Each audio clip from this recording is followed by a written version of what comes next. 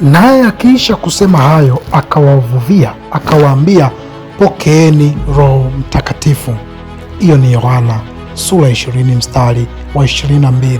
Roho Mtakatifu ndani yako, badiliko la maisha yako. Roho Mtakatifu ndani yako, huduma yako. Roho Mtakatifu ndani yako, vizazi vyako.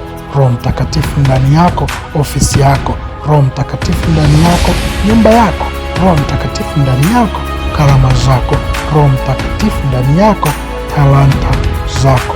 Mwambie na mwenzio kuwa wakati umewadia wafundate rahuba na Roho Mtakatifu. Msimu wa 7 wa upona Roho Mtakatifu umekaribia, nao ni sasa. Karibu tena.